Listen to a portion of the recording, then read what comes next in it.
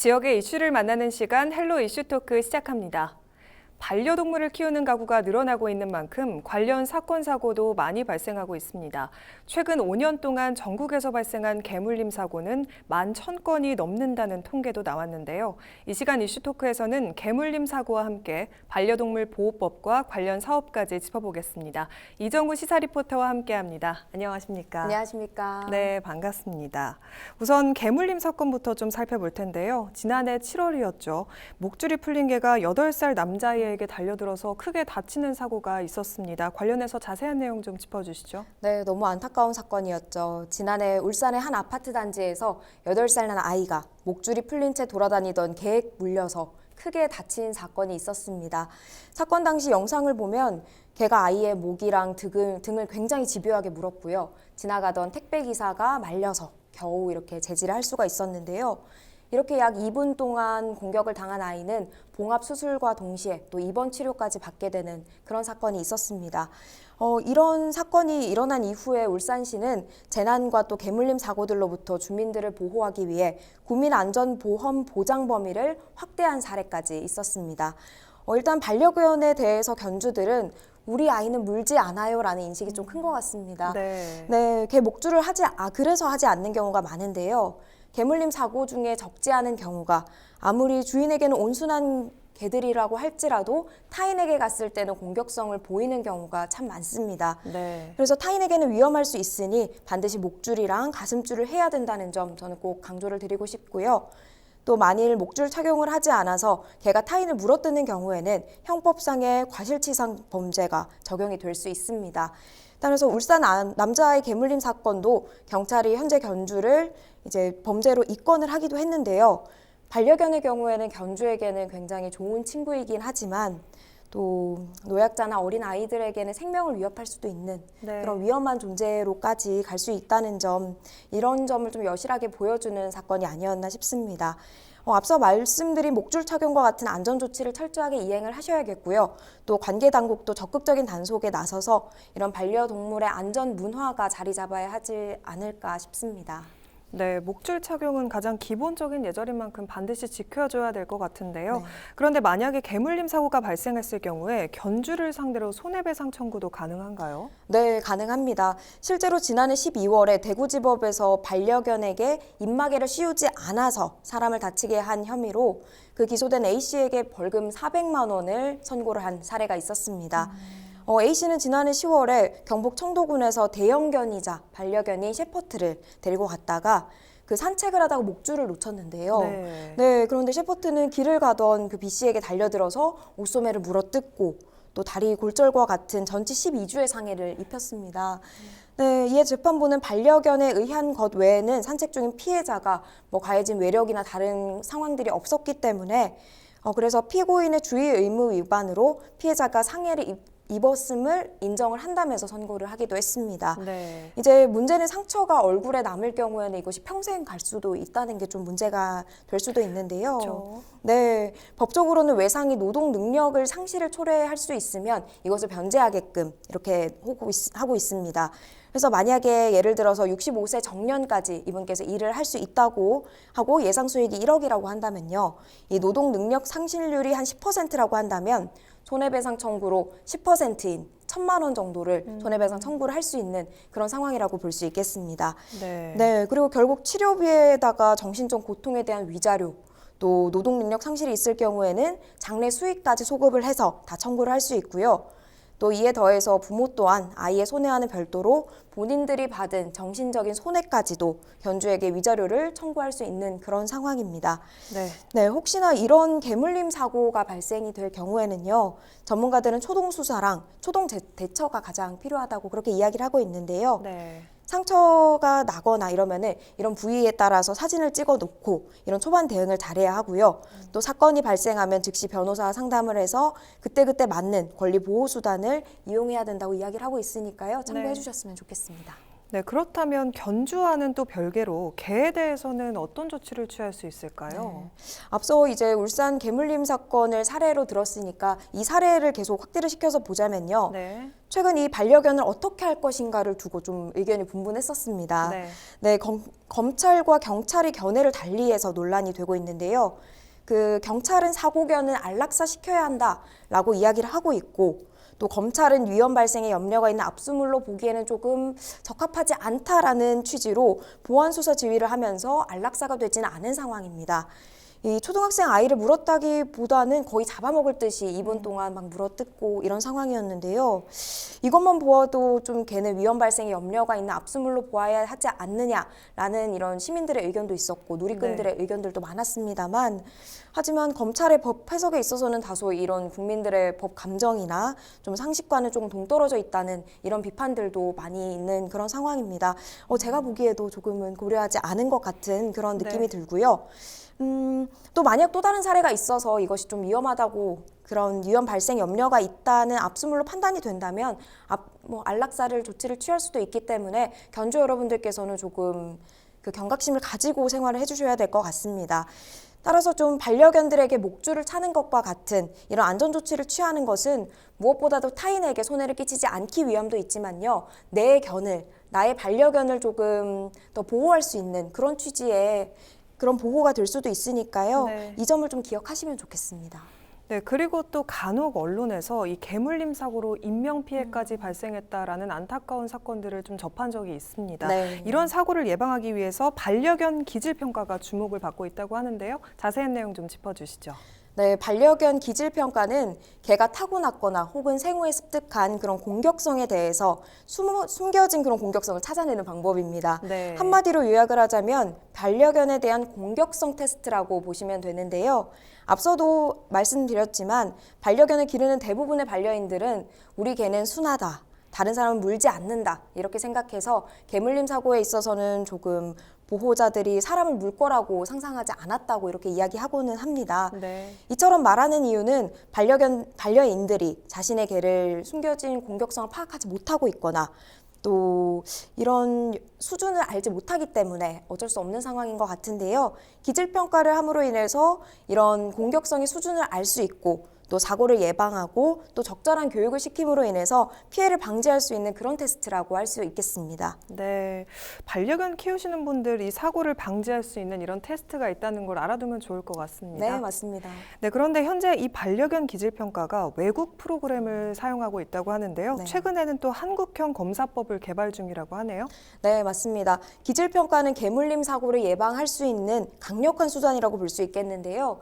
전문가들에 따르면 선진 외국에서 개발된 프로그램을 그대로 사용을 할 수는 있지만 그 외국의 방법이 학술적으로 아직 검증이 좀 덜 된 것들이 있거나 또 중복되거나 그 평가 항목들이 타당하지 않다는 판단을 받고 있기 때문에 한국형으로 개발을 시켜야 한다고 이야기를 하고 있습니다. 네. 또 독일에서 이렇게 방법이 개발이 되긴 했는데 이것은 30여 년이 지나서 조금 옛날 방식이기도 하고요.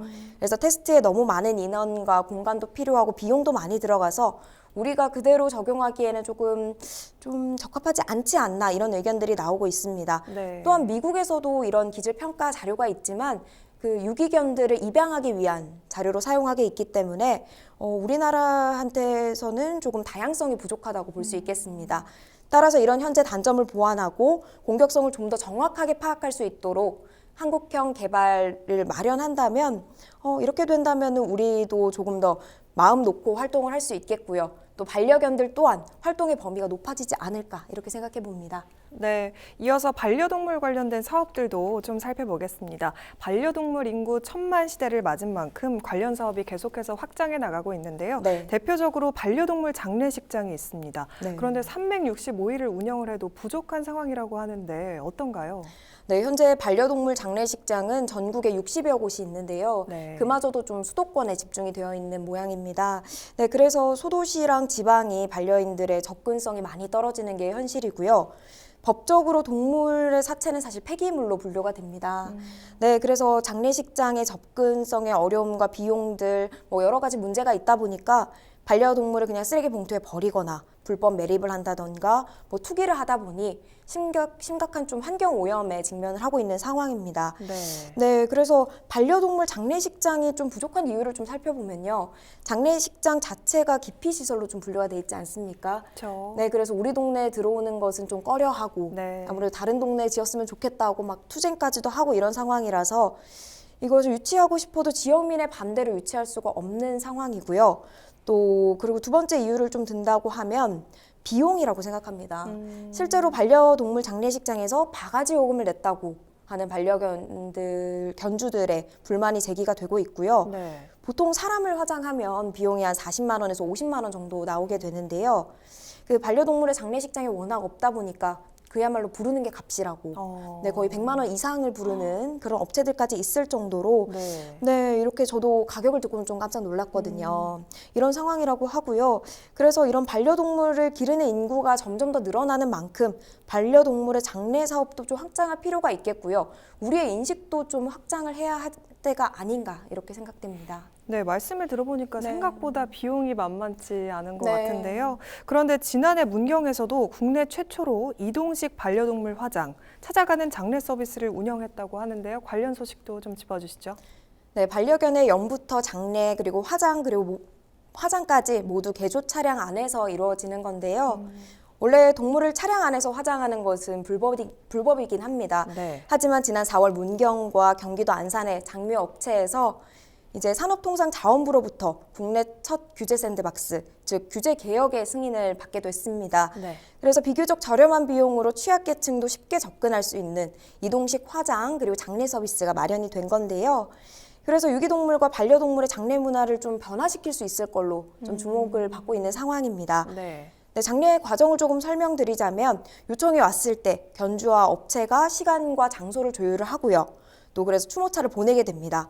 그래서 반려인이 원하는 장소에서 추모랑 염습을 진행을 하고요. 반려동물 사체를 전달받아서 지정된 장소에서 화장을 진행하는 이런 절차로 이루어지고 있습니다. 네. 앞서서 말씀을 드렸지만 반려동물을 기르는 인구가 점점 더 늘어나고 있지 않습니까? 네. 따라서 이런 반려동물 장례 사업도 좀 확장되고 다양화된다면 아마 반려인들한테도 참 좋은 기회가 되지 않을까 그렇게 싶습니다. 네, 이번에는 동물 학대 문제에 대해서도 좀 같이 살펴볼 네. 텐데요. 30년 만에 개정된 이 동물보호법이 시행된 지 2년 정도가 지났습니다. 네. 우선 개정된 동물보호법 내용부터 좀 짚어주시죠. 네, 동물을 학대해서 죽게 한 경우 동물보호법상 처벌 조항이 해가 갈수록 계속 확대가 되고 있습니다. 원래 1년 이하의 징역 또는 1,000만 원 이하의 벌금에서 2018년에는 2년 이하의 징역 또는 2천만 원 이하의 벌금으로 늘어났고요. 네. 또 2021년 2월 다시 3년 이하의 징역 또는 3천만 원 이하의 벌금으로 이제 상향이 됐습니다.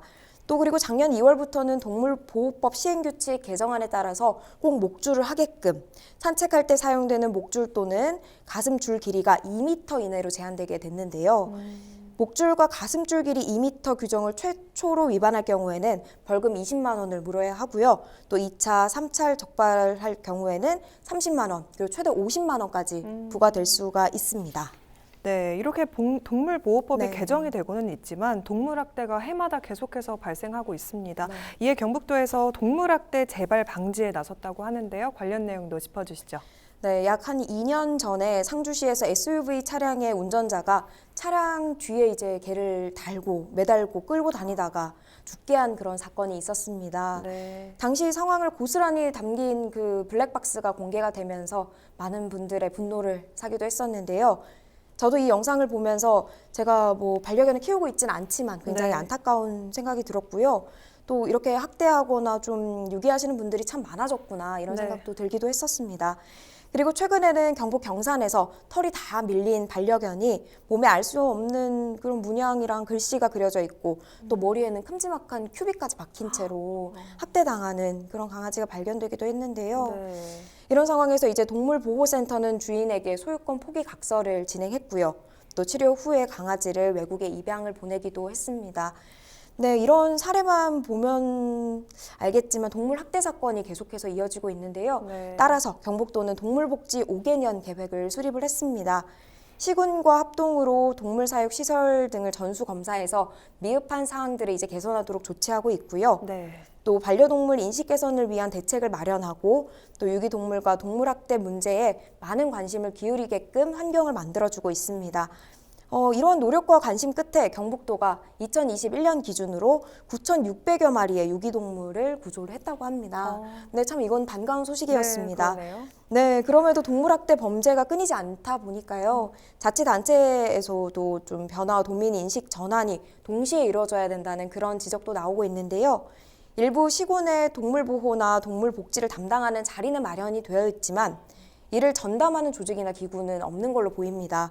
따라서 이런 전담 조직이랑 기구가 마련이 된다면 조금 더 체계적으로 개선이 되지 않을까 싶습니다. 네, 안타까운 사건이 계속 발생하고 있는 만큼 네. 앞으로도 동물학대에 대해서 좀 더 예민하게 성찰하고 또 네. 제도적 보완책도 강구해야 될 필요가 있는 것 같습니다. 네. 그렇다면 이 동물보호법과 관련해서 일반 시민들이 알아둬야 될 사항이 있을까요? 네, 전 사회적으로 이제 반려동물 붐이 일어나고 있다고 해도 사실 과언이 아닌데요. 네. 뭐 4명 중에 1명이 반려견을 기르고 있다. 이런 통계가 나올 정도입니다. 네, 긍정적인 부분도 있지만 전혀 다른 측면도 많이 존재한다는 것을 좀 알아두셨으면 좋겠고요. 그리고 또 동물을 기른다는 것은 많은 책임감을 필요로 하고 있습니다. 따라서 기본적으로 뭐 밥도 줘야 되고 배설물도 치워줘야 하고 운동도 시켜줘야 되고 산책도 시켜줘야 하는 등 많은 일이 뒤따른다는 것을 좀 키우시는 분들께서도 인지하시고 기르셨으면 하고요. 네. 사실 처음에는 충동적으로 너무 귀여워서 반려동물을 기르기 시작하게 되잖아요, 사실. 네, 그래서 하지만 그 기르기 시작하다가 힘에 부쳐서 내다 버리는 일이 좀 비일비재하고 있습니다. 그래서 특히 설 연휴나 뭐 휴가철 이럴 때 맞아요. 많이 발생이 되고 네. 우리도 또 TV 뉴스에서 보지 않습니까? 네. 네, 그래서 기르던 동물을 유기하면 예전에는 과태료 처분만 받았었는데요. 이제는 동물을 버리는 게 엄연히 범죄로 분류가 되기 시작했습니다. 따라서 동물을 유기하면 300만 원 이하의 벌금에 처해지게 된다는 거 꼭 유념해 주셨으면 좋겠고요. 또 주택이나 준주택에서 기르는 2개월 이상인 반려견은요, 시군청에 등록을 해야 합니다. 네. 네, 이를 위반할 경우에도 과태료를 내야 하니까요. 이건 꼭 기억을 해주셔야겠고요. 근데 고양이의 경우에는 등록하지 않아도 된다고 해요. 네, 이건 또 차이점이 있는 것 같아요. 네, 그리고 등록 대상 동물을 잃어버린 경우에는 등록 대상 동물을 잃어버린 날부터 10일 이내에 시군청에 신고를 해야 하고요. 이를 위반할 경우에는 50만 원 이하의 과태료에 처해지게 되니까 이 점도 유념하셔야겠고요. 또 배설물 관련한 좀 크고 작은 사건들도 참 많은데요. 네. 배설물을 치우지 않아도 50만 원 이하의 과태료에 처하게 된다는 거 기억하셨으면 좋겠습니다. 네, 이제는 반려동물을 기르는 과정에서 수많은 법적 의무가 좀 동반이 되고 있고요. 네. 또 수많은 형사적인 처벌과 행정적인 제재가 마련이 됐습니다. 그만큼 반려동물 기르기 전에 꼭 2번, 3번씩 고민을 해보시고요. 또 신중하게 행동을 하신다면 반려견을 키우는 문화가 조금 더 긍정적이어지지 않을까 싶습니다. 네, 지금까지 개물림 사고 현황부터 반려동물 관련법까지 쭉 살펴봤는데요. 네. 하루 평균 6건 정도 계속 발생하고 있는 이 개물림 사고 네. 예방을 위해서 어떤 것이 필요하다고 생각하시는지 한 말씀 해주시죠. 네, 사실 말씀해 주신 것처럼 개물림 사고가 하루 평균 6건 발생하고 있다고는 하지만 네. 119 구급차로 이송된 환자의 경우에만 이게 집계가 되고 있습니다. 따라서 실질적으로는 통계에 잡히지 않은 그런 사건들이 더 많다는 거죠. 네. 네, 이런 것만 보더라도 우리 개물림 사고를 예방하는 방법은요. 가장 먼저 반려견들의 공격성은 환경에서 이제 생존과 번성을 하기 위한 어쩔 수 없는 이런 본성이라고 볼 수 있겠습니다. 네. 그렇기 때문에 많은 개들이 공격성을 가지고 있다는 것을 좀 견주분들께서는 항상 인식을 해주셨으면 좋겠고요. 이를 바탕으로 반려견의 스트레스가 좀 누적되지 않도록 관리를 해주는 것도 필요하겠습니다. 네. 뭐 음식이나 잠자리 같은 생활 환경들을 좀 적절하게 해주고 또 행동적으로 결핍되지 않도록 수시로 다른 개들과 뭐 교류를 하게끔 그리고 또 산책을 시켜주면서 좀 리프레시를 할 수 있게끔 해주는 것도 좀 효과적인 방법이라고 볼 수 있겠습니다. 네. 네, 특히 민감한 반려견에게는 불필요한 자극을 주지 않는 것도 참 중요한데요. 앞으로는 이제 현재 개발하고 있는 한국형 공격형 그 테스트가 있지 않습니까? 네, 네. 아까 기질평가라고도 우리가 잠시 짚어봤는데요. 이런 테스트를 활용해서 개물림 사고를 최소화시킬 수 있는 시스템을 마련한다면 사고 예방에 큰 도움이 될 거라고 저는 생각하고 있습니다. 네, 오늘 말씀 여기까지 듣도록 하겠습니다. 네, 지금까지 개물림 사고부터 동물보호법 개정안까지 쭉 살펴봤습니다. 이 시간 헬로 이슈 토크는 여기까지입니다. 시청해주신 여러분 고맙습니다.